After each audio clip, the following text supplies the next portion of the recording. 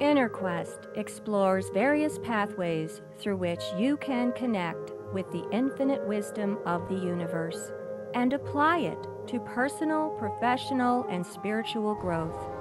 This program, featuring accomplished practitioners, educators, and authors, is provided by Infinity Foundation, an innovative center for holistic studies and research. We invite you to share this journey with us. Hello, welcome to InnerQuest. My name is Jay Stone, your host for today, and our guest is Nina Weiss. Welcome, Nina. Happy to be here. Thanks for having me.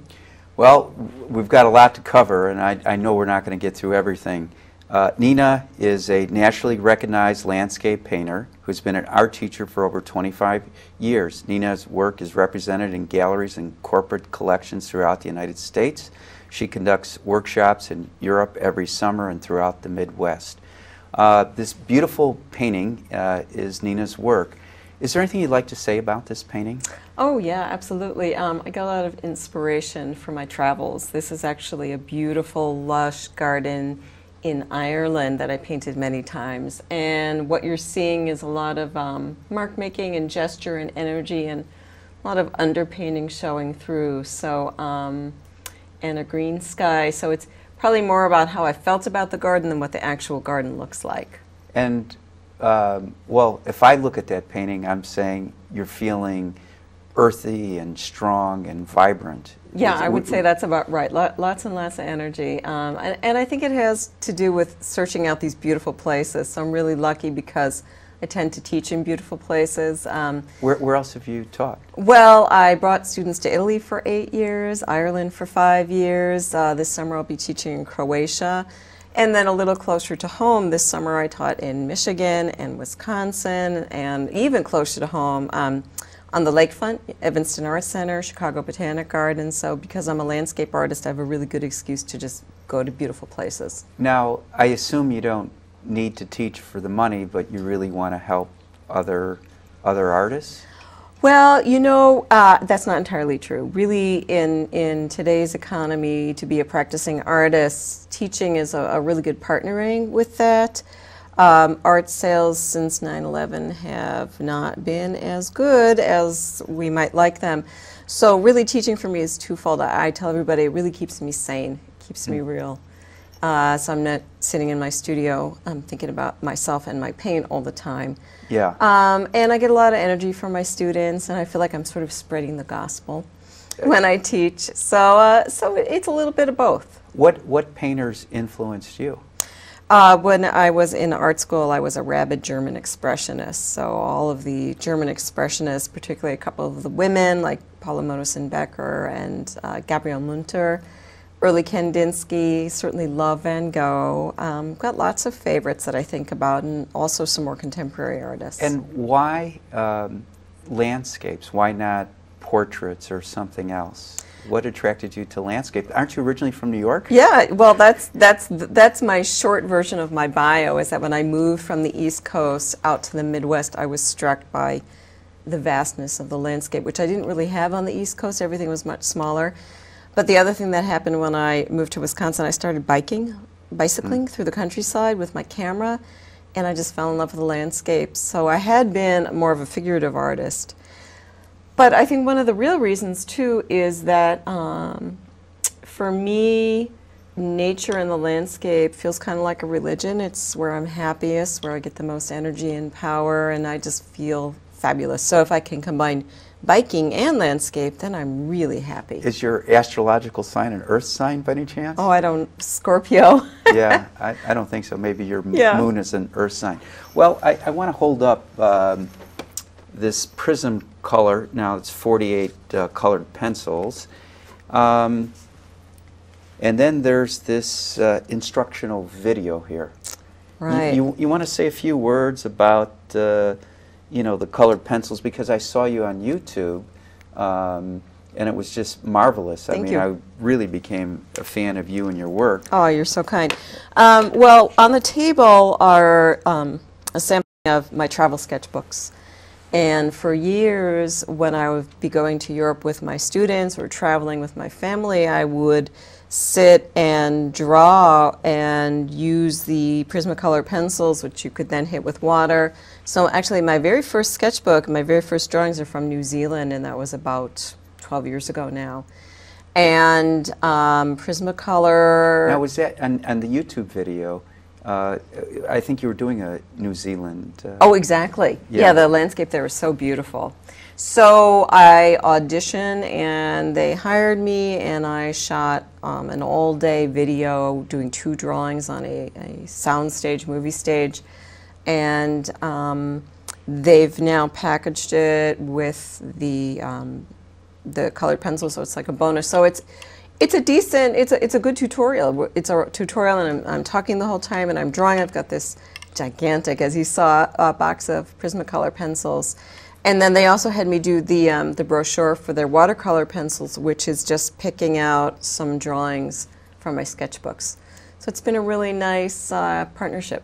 Well, one of the things I learned from watching your video was that you like take pictures and then take the pictures back into the studio. Right, right. Well, the paintings are from pictures. The drawings are done on site, and again, it's a way of sort of engaging with nature, engaging with the landscape, and my way of experiencing where I am. You know, just to sit down and draw for 20 minutes. Now, do you do several drawings or paintings from the same place in nature? Sometimes I do if I find a really nice composition. So the drawing that I'm doing in the video, I've also done a painting of.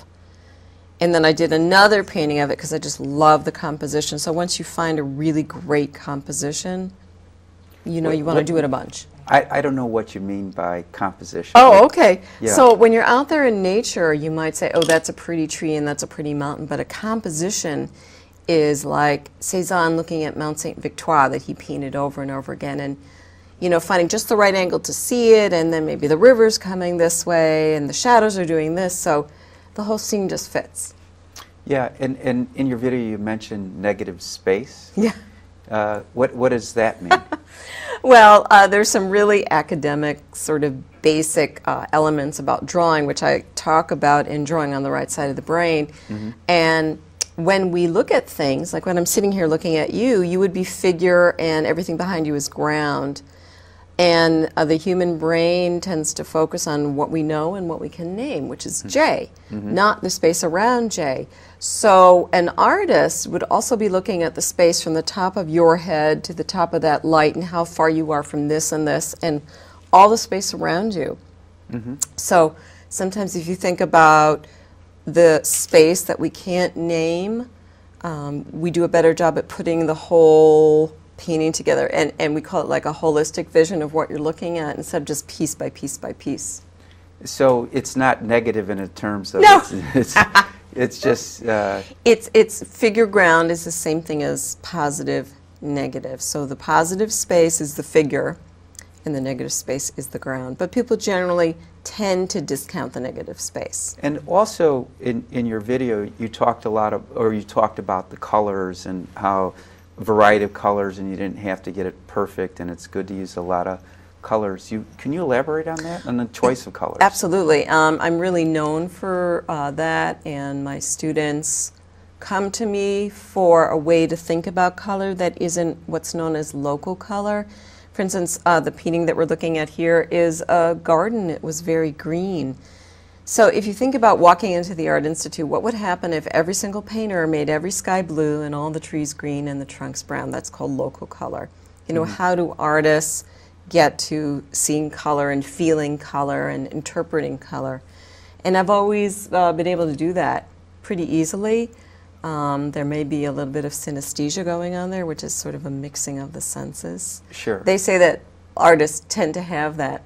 Like but a cool blue is an example of mixing of senses. Cool is a sensory thing. Kinesthetic, Sure. And blue is a color. Right, exactly. Yeah. But as a teacher, one of the big things that I can do is help people to see. Because being an artist isn't about how you move your hands so much. We can all move our hands. It's, you know, how you interpret what's out there, how you think about it, and how it comes back out through you.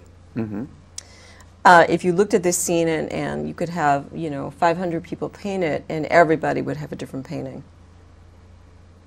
But everybody could take the same photo, maybe. Yeah. Maybe, right. So I'm not as interested in doing what's known as the local color, real color, as I am about my interpretation. Well, I know I'd like to have a painting like this hanging in my house, but why should people have, let's say, a landscape painting in their house? Does it draw them back to nature? Mm-hmm. Well, for the same reason that I paint, it's how we feel about the landscape, and people feel different ways. It can be very calming, very invigorating. It can sort of take you out of your own space. It's really a larger question of why do people like to look at art? People have always put stuff up on the wall. Well, I it think stimulates our minds. And the energy of the room is different.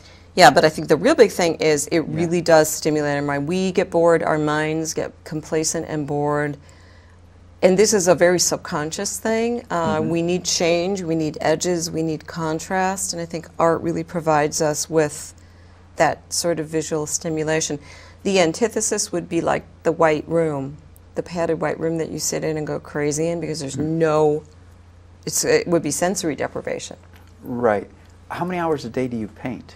Well, when I'm in my rhythm, I am usually about 3 or 4 hours a day, and then I may paint in the morning and then teach in the evening. And I have a little girl, so I'm usually home when she comes home. So I have a pretty good schedule. How old's your daughter? She's 11.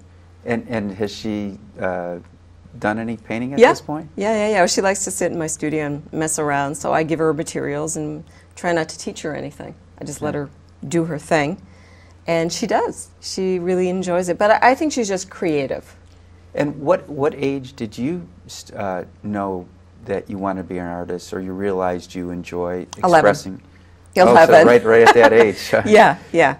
I told my parents at age 11 I wanted art lessons, and then I did Rosen School of Painting, and then I would go into the Art Student League in Manhattan on the weekends. Then I went to Rodin School of Design early college, and then I actually skipped 12th grade, went right to college when I was 16 to art school. That was Tyler School of Art, and then grad school, and then teaching certification. So it's been, well, I was maybe going to be a musician. I was a clarinetist as well, but I didn't like to practice as much as I like to paint.